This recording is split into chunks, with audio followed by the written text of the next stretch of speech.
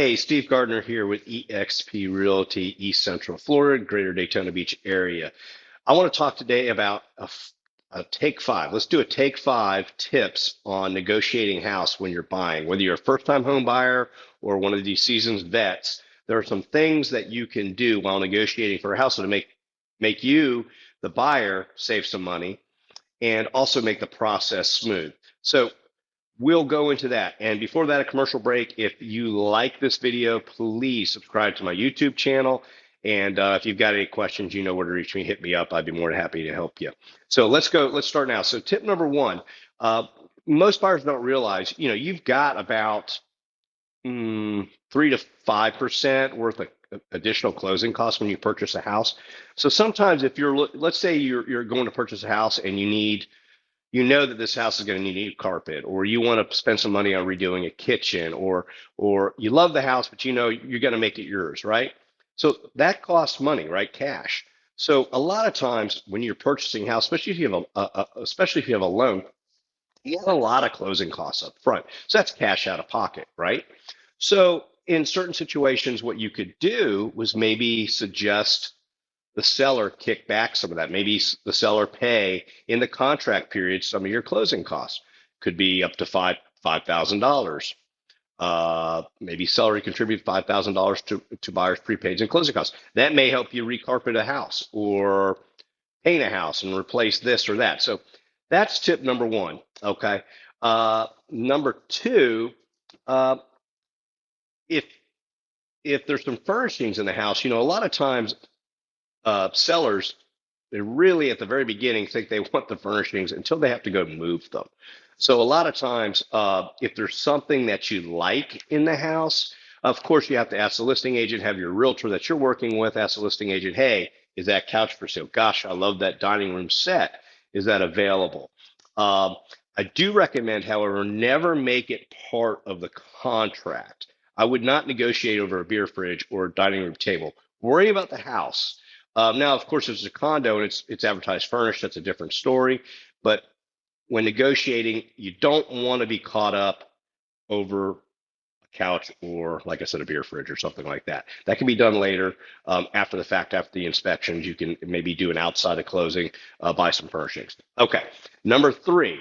Um, when you do your inspections, if they find some things wrong. So if I have a client and we have an inspection on the house, nowadays it's very common. It used to be if it was listed as is, that's it. The seller is not required, buyer's not required. They're still not required to fix anything, and you're not required to purchase. But it's very common for a buyer after doing an inspection, you may find one or two things wrong or something like that. Let's say the HVAC system is not working properly, and that's a big ticket item. You can always ask the seller to repair, or what I like to do with my clients is just maybe ask for a credit.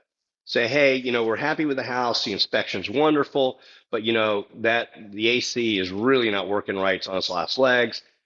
Why don't we split the difference and the seller to contribute $3,000 towards buyer's prepaids and closing costs? Okay. It's a great idea. It's done all the time. Number four, home warranty. So I use this a lot if it's an older home and we're doing our inspection and there's a litany of little things. Okay, I have the buyer, there's a litany of little things. Sometimes after the inspection, rather than asking for something to be paid for or a credit or be fixed, you could ask the seller maybe to provide a home warranty. There's a lot of home warranties, and we've got some with EXP that are great to use. And maybe the seller provide a $550 home warranty for the year. And if the HVAC system goes out, if there's electrical problems or plumbing problems, you just pay for the call. The buyer pays for the call, for a service technician to come out and they take care of it. It's covered. It's kind of it's a really good tool, not necessarily on brand new homes, but on a house that's older and you're more likely to run into problems. So uh, that's a good one. And quickly, let's go to tip number five. Um, Repairs. So let's go back, and it kind of goes back to what I said during the inspection.